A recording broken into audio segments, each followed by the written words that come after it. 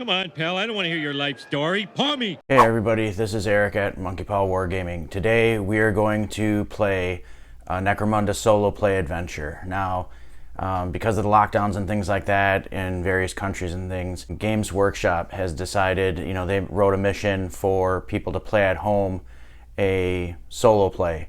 The solo play mission you can download on their website in their Warhammer community section. It's called The Hunt. So we're going to dive into that. We're going to take my Cawdor Gang, go up against the creature that they're after. So the cool thing about this mission is you're basically been tasked or hired by the guild or the Arbites to go into the underhive and seek out this monster that's been sort of terrorizing the locals or the people in the underhive. In the downloadable mission, they have it listed as a rogue ambot, but I think that you could probably just use the generic stats to sort of create your own sort of monster. But enough of that. We're gonna go back, we're switching gears back to Necromunda here. What I'm gonna do because of that, because of Drukhari's coming out, the creature that they're after, the creature that's sort of lurking in the darkness, is a Talos. I thought it would be fitting to have one of these things sort of webway portal in, sort of sneak around and generally terrorize and capture, human civilians and things like that, and drag them back into Kamara for either experimentation, processing. I think that we're gonna do that and we'll get started. Okay, we're back with the game board setup here. Basically, this scenario uses the standard battlefield setup guidelines that's described in the Necromunda rulebook. They say that you can go as small as a 24-inch square or the larger as possible, so I've elected to go with a 24-inch square just because I think that it's a good size. So for choosing the crews here, basically you're going to use your standard rules for choosing and setting up a crew based on the rulebook. So it's the custom selection method, so it's a D3 plus 4 to determine the number of crew. So I'm going to roll that now. So that is a 3, so 3 and 4, so I can take 7 guys into the underhive here. The other part is that once I do choose my crew, gets to the deployment, they're going to deploy within 3 inches of the center of the battlefield, so they're going to deploy 3 inches in the middle here. Basically, it's just assumed they sort of arrived on the scene. Gang tactics, you can choose a single gang tactic from those available to their gang. So like if I want, I can go through the gang tactics cards that are available to my gang and just pick one. Or alternatively, I can randomly select 2 gang tactics from those available. So what I think I'm going to do is I'm going to randomly select these. So I got my gang tactics. And we'll just draw 2 off the top. So first one is for the lost. So for every friendly model that has been taken out of action in the battle so far, one chosen champion or leader can add +1 to their strength and attack characteristics to a maximum of +3. Those effects last until the end of the round. So that's a good one to have. The next one, Righteous Day. So play at the start of any round. For the duration of the round, all successful wound rolls made against friendly fighters must be re-rolled. However, friendly fighters not engaged in a melee must charge the nearest enemy model if possible, or use their entire activation to move as close to the enemy as possible. So we'll see if this one comes into play. So now what we're going to do is we're going to take a look at my gang and pick the 7 models that I'll be able to use to play this. Okay, we're back. So this is the preview of my gang. So I have my gang leader here, have my champion here, and the rest are just regular gangers. I rolled good, so I could choose 7 out of the 8 here. So I think what I'm going to do is I'm going to probably take Smiley out. So he won't be participating. He'll be back at the fortress. So we'll talk about my gang members a little bit here. Right out of the gate here, I have Madison Avenue Jones. He's equipped with a fighting knife, an autogun, and frag grenades. My champion is Mr. Teeny. He has a heavy stubber and a fighting knife. We have Fumbles, who's equipped with a stubber and a fighting knife. We have Williams, who has a shotgun, auto pistol, and a fighting knife. And we have Victor Laszlo, who's my gang leader, has a power weapon, an auto pistol, and a bolter. and he has Commanding Presence as his skill. Paul the Aimless, he has a lasgun, fighting knife, auto pistol. And finally, Judas the Backstabber, who has a lasgun and a fighting knife. So that pretty much rounds out my gang. So we'll get these guys set up on the table and then we'll come back. Okay, we're back. So at the start of the mission, the guys are deployed in the center of the table. In the beginning, the fighters, they have no idea where the monster is going to be. And so they're going to cautiously search the area for evidence of it. So in a solo play, there's no need to roll for priority at the start of the scenario. So if the creature is not on the battlefield, the player may activate each ready fighter in an order of their choosing as normal. In addition, each standing fighter may perform one of the following actions otherwise. So the search area basic skill is the fighter is tentatively searching their immediate surroundings for signs of the rogue creature. You're going to make an intelligence check for the fighter, applying a +1 modifier if the creature has previously appeared and has since returned to the shadows, as described below. If this check has passed, they have found some evidence of the beast, and if the check has failed, they have not. Second action that they can perform is give cover. The fighter if this action is chosen, the fighter covers their friends as they search the area. Place a giving cover marker on this fighter to indicate that they are giving cover.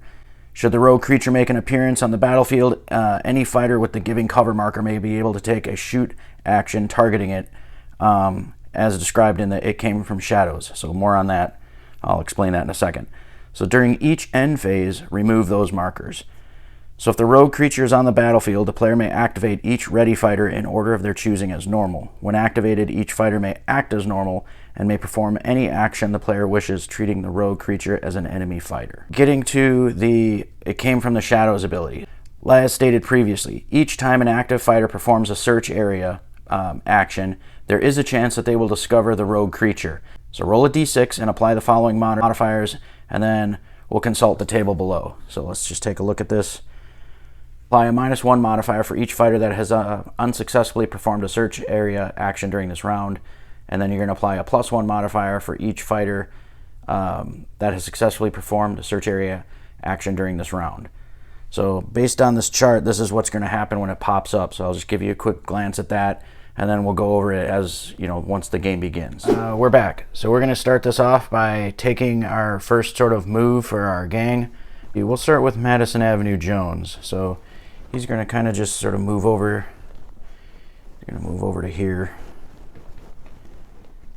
He's going to move over to there, and then he's going to perform his search action. That is an intelligence check. So checking his intelligence is a 7, so he needs to roll 7s or higher. He fails. We'll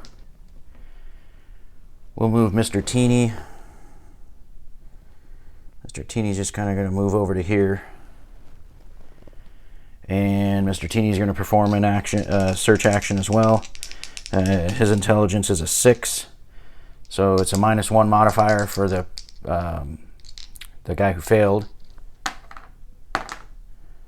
So that is a fail. So we're at a -2 now.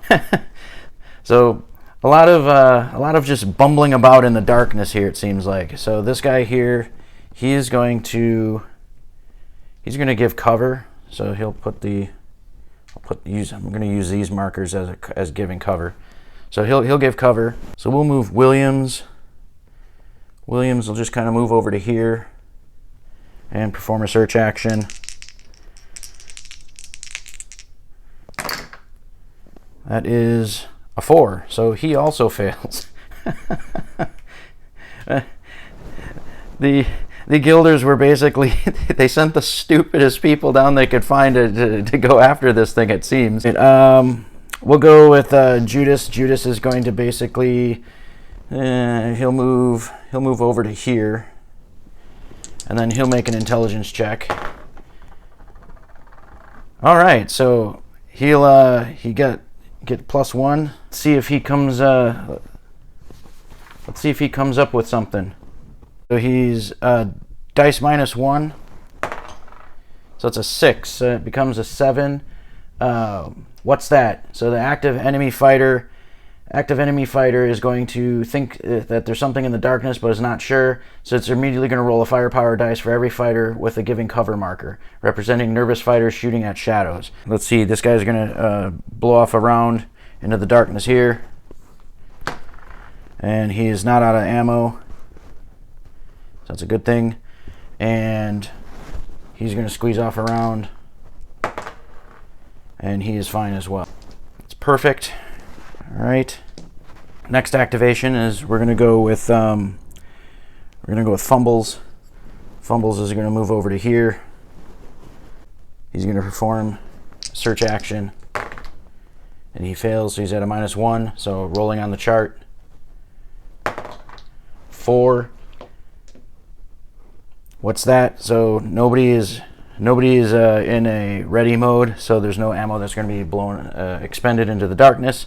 So finally, our leader, fearless leader, is going to, he's going to move to here. He's going to move to there, and then he'll perform a search action. And that is a -1, so it's a 6. So 6 is what is that? And once again, there's nobody at the ready, so nobody's going to be shooting off anything. So, all right, we'll go back to the top of the turn, and we'll ready our activations for everybody again. And top of turn 2. Turn 2, Mr. Teeny is going to set to watch. Madison Avenue Jones, he's going to move over here, and he's going to perform a search action. It's a 5, so that's a fail. It's a dice -1. It's a 1. Oops. So pulling aside some underhive debris, the fighter finds the rogue creature. So here comes the Talos. So the Talos is immediately placed on the battlefield, and it's in base to base with the active fighter. So, blah! All right. So before that happens, he's going to get to do a shoot action at it at a -1. He's got his heavy stubber. All right, so he hits it once. All right, so it's going to be strength 4, and the creature's toughness in this mission is a 4. So it wounds it. So it's a save -1. So it fails its save because it needs a 5 or better, and it'll take a wound. So back to the shadows. It's going to take an initiative check now. So with an initiative check, it is going to, if it passes, it's going to disappear into the darkness. So on a 4+, so it fails. So it's going to take the damage and then disappear. So the creature's going to disappear, and it has 1 wound on it. Start of the next turn, characters are going to go on a search again. So once again, Mr. Teeny is just going to sort of go on, give covering fire. We'll have Judas. Judas will go on, give cover, and then we'll have Fumbles move across to here and perform a search. That is a fail, so rolling on the dice at a -1. It's a 4, so now it becomes a 3. It's behind you. Suddenly, almost unexpectedly, it appears before the fighters. Place the creature anywhere on the battlefield so that it is no more than 3 inches away from each active fighter, or from the active fighter, and if possible, completely outside their vision arc. Each fighter with a giving cover marker may immediately perform a shoot action, targeting him. When doing so, they suffer a -3 modifier to the roll. We're going to apply that modifier to everyone that can perform it. So he's going to come up. He's going to come up behind him. He's going to come up behind him right here. Boo! Mr. Teeny. He can see him, so he's going to give his shots at a -3. So he actually hits on a 6. So he's going to hit him once, and a strength 4 to toughness of 4. So he does wound him, and it's a -1 to a save. So the creature needs a 5 or higher. The creature fails its save, so it's going to take another wound, and then it's going to have to take an initiative check now, and it disappears back into the shadows. So he chased it off again. This is what the board looks like now. This is where the position of everybody is. So we're going to go to the next turn. We're going to have Williams go. Williams is going to move over to here. And then he's going to give covering fire. And then I'm going to have him kind of sneak around the corner and look over here. Okay, so he fails. Dice. It's a 3 and a 2. It's behind him. Comes up from behind him again. Must have come out of the ooze or something like that, or warped in. And Williams is now going to take a panic shot at it, so it's going to be on 6s. So it's a miss. And so now it's the monster's activation, so it's going to immediately engage with Williams. Alright, so the creature has 3 attacks. And the creature is hitting on 2s. So that's all hits.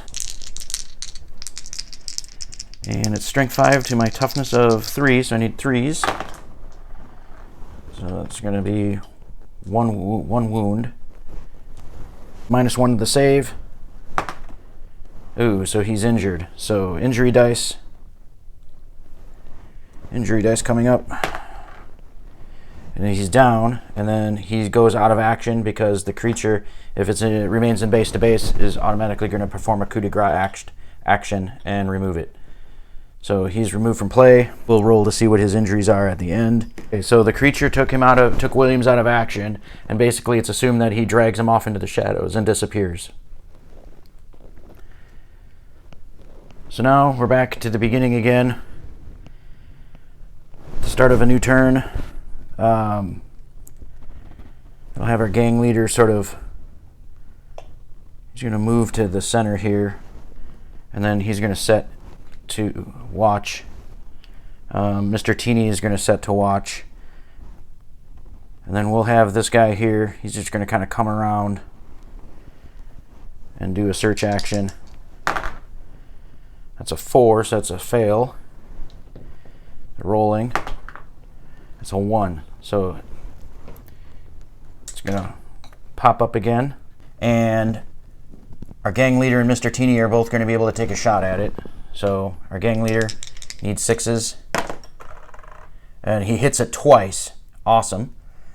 And he's going to shoot it obviously with his bolter. So it's strength 4 to his toughness of 4. That does not wound him. And Mr. Teeny is going to do the same. And he hits it, he misses. Okay. Alright, so this guy is going to charge him. And he's going to get him for 3 attacks. Oops, that's the wrong dice. 3 attacks. Hits twice. Strength 5 to toughness of 3, you need 3s. It's 2 wounds. So he's going to have to make 2 saves here and a -1. He makes 1, fails 1. Injury dice.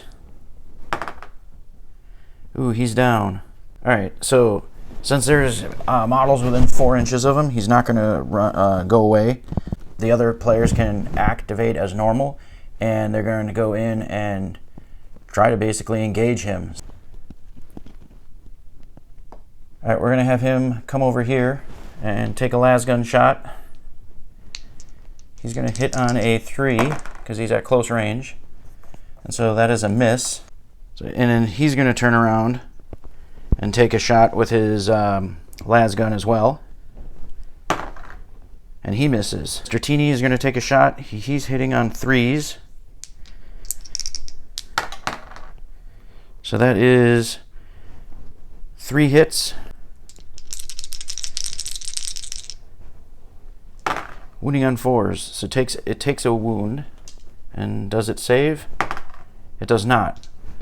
So it's going to suffer its 3rd wound. It's going to take an initiative check. It passes its initiative check, and so it's going to disappear. Alright, so recovery roll for, who is this here? Looks like it's That's Madison Avenue Jones. All right, he's still down. And we'll go back to the top of the turn. Next turn. And let's see what our gangers do. Top of the next turn, we're going to start with Judas. Judas is just going to sort of move over here to help his comrade. Going to set our leader on giving covering fire. And then Mr. Teeny, he's going to move over to here. And then he's going to give covering fire. And then we're going to have the gang leader's going to be like, yeah, you go that way. He's going to tell this guy, Paul the Aimless, to move over to here and do a search. So he's going to conduct a search. It's an 11, so he passes his intelligence check. So he passes his intelligence check, and then rolling on the table +1. A 1 or 2 becomes a 3. Oh, it's behind him. So it's going to appear right here. All right, so Mr. Teeny has a shot, so we're going to have him go. He needs 6s. He hits it once. He does not wound it. All right, and then we have our gang leader. He's going to take his bolter shot. Okay, so he misses as well, but he's also out of ammo, so he's got to do an ammo check. Ammo check for a bolter is a 4. Okay, so his bolter is now out of ammunition, and that is most unfortunate. The creature is going to charge into Paul the Aimless, and he's going to fight him. So he's got 3 attacks.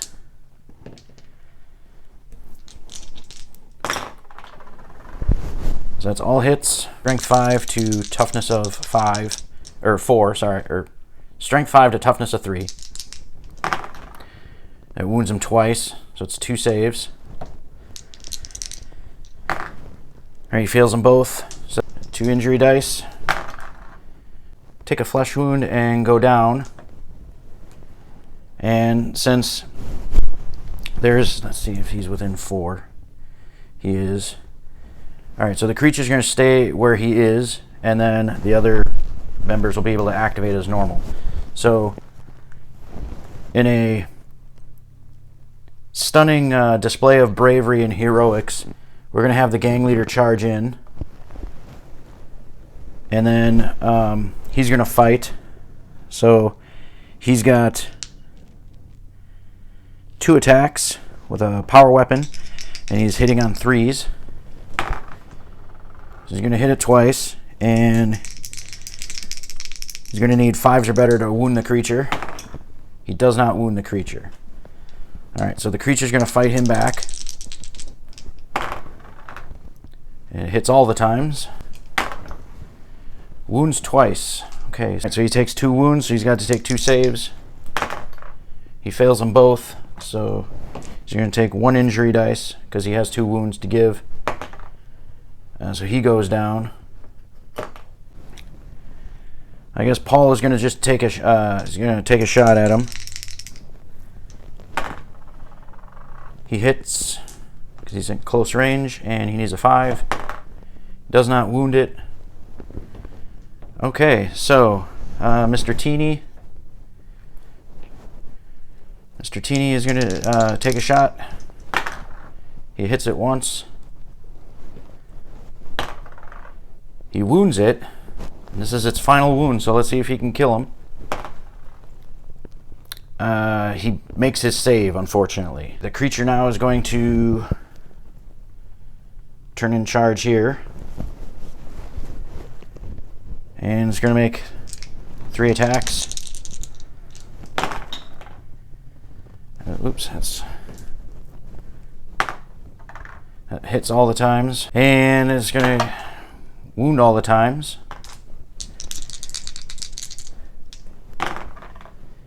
Makes 2, fails 2. So let's see if he goes out of action. That's 2 injury rolls. He's a flesh wound, and he goes down. So there's no creature, there's no people within 4 inches of him, so he's going to drag He's going to drag Paul off into the shadows and disappear. Ah, so close. So close. He's got 1 wound left. Alright, so at the end of the phase, also is recovery for him. He's still down. Recovery for him. He's still down. And recovery for our leader. He's still down. Ouch.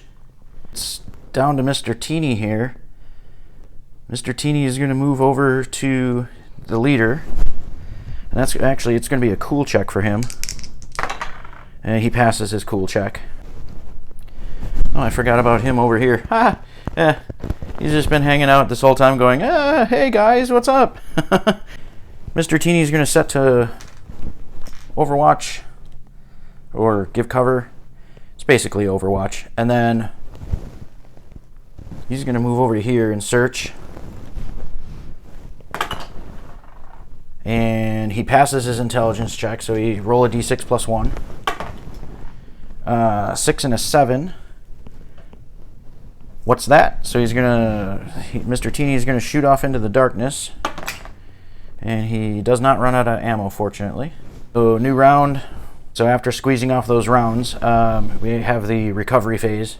So he's gonna get this with a reroll because he's within range of a buddy. So he flips over and he's pinned and he has a flesh wound. And then recovery roll for him. He's still down. And recovery roll for him. He's still down. And we're back with the next turn. So we're going to start with the gang leader. So he's just going to stand up and then give covering fire. Mr. Teeny is going to give covering fire. And then they're going to have Fumbles move over to here. And you go search that crate. Okay, so he's going to search. And he finds something. Dice plus 1. 4 is a 5. Everybody's going to be blowing off ammunition. He's like, it's over here. He doesn't run. Oh, wait. Yeah, he's got a pistol, so he doesn't run out. And he doesn't run out either.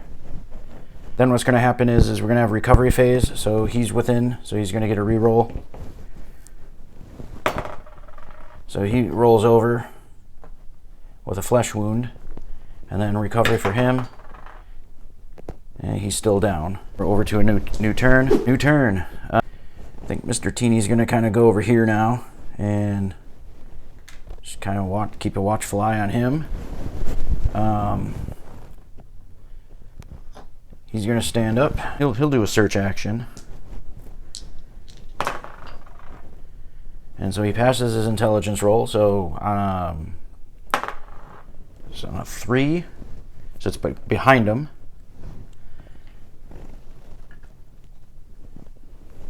So it's behind him now. Mr. Teeny is going to be able to take a shot at it. And he misses. And he's going to engage with both of them here. So he's going to split his attacks up. So he's going to put 2 into the gang leader and 1 into the regular guy. So the regular guy, he hits once, he wounds once, fails his save. Injury dice again. Ooh, he's dead. He's out of action immediately. Alright, so then the 2 attacks on the leader. Hits twice. I'm going to use my sword to parry this one. And still hits him. And then wounds him twice. And he's got 2 saves to make. He fails them both. So it's 2 injury rolls. And he goes out of action. Oh, man. Alright, so that's a cool check. That's going to be a cool check for Fumbles. So Fumbles' cool check. Fumbles' cool check is a 8. He needs an 8. So he passes his cool check. Mr. Teeny's cool check is a 6. And he passes his. Alright, it's getting a little precarious here at the end of the phase. I don't think he's within 4. He is within 4. Okay, so there is no end phase. He can activate as normal. So what he's going to do is he's going to end up shooting at him. And he's going to hit him once. Can he do it? Can he pull off the one last wound? And does not wound him. Recovery phase. Still stays down. And I think it's going to move in. It's his activation. So he's going to go into Mr. Teeny. All right, come on, Mr. Teeny. You can do this. All right, so he hits twice. Mr. Teeny is toughness 4, so it still wounds him twice. He makes one, fails one. So he just takes a wound, and then Mr. Teeny gets to fight back. He's got 2 attacks with just his regular. He's got a fighting knife. So he hits twice. And he wounds once. And it does pass its save, so it makes it save. So now it's going to take an initiative check. And it fails its initiative check, so it's actually stuck in. So it's going to be stuck there. Okay, so we're going to do one more end phase. So he rolls over with a flesh wound. Just down now to see what Fumbles can do. I think what Fumbles is going to do is he's going to move to here and set to watch. He's going to stand up and then move away. That'll be the end of his actions. And then so Mr. Teeny is going to fight him in combat again.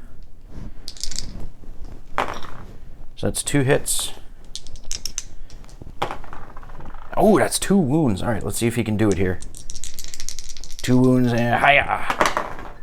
All right, so it's going to fail his save. That's down, so he actually kills the creature finally. So the Talus is finally taken out of action by Mr. Teeny. All right, so pretty much the end of the game. Once the creature is slain, the game ends. And then so let's go to an after action and see what happens to the gang members that went out of action. Okay, we're back. All right, so I rolled off camera. Everybody pretty much recovered. So he recovered as normal. And then these guys have to sit out for a next game. They're in recovery, basically. They had an injuries, but their injury is significant enough where they have to sit out the next game if they were to play one. So with that, we'll go to post-game synopsis and then wrap up. Wow, what an absolute beatdown. I mean, I for a while there, I thought that, I didn't think that the gang was going to make it out of there. Once the leader went down and the cool checks were passed, I really thought that the gang had a very small chance of being able to pull it off. But fortunately, Mr. Teeny, the champion, he came through and then basically just punched him in the face and took him out. So I love those little solo adventures. I hope that Games Workshop does more. It's the cool thing is you can always replay that scenario over and over again with different creatures. You can always keep it fresh by always making sure that you have different creatures, right? Like you could do different creatures. I know in White Dwarf, I think 458, they have other types of underhive sort of creatures, like with a mutated Ogren and some other things in there too that I don't have the issue. I'd have to go and look it up and double check, but I definitely know that there's a mutant Ogren in there. Now these scenarios are cool. And if you're in a campaign, you can do these in between campaigns if you can't play. They do have functionality in there where in the rules descriptions themselves, they talk about that as being a way of sort of breaking the monotony between games if you can't game with like the people that are in your campaign, or you could do it as a one-off. For this, I sort of just did it as a one-off just to see how far that my feeble gang can get. And but no, it's really cool, and I hope that they do more of these. If they do more of these, look forward to seeing more of them on the channel. So if you enjoyed this content, obviously hit like and subscribe, over here, and we'll talk to you later.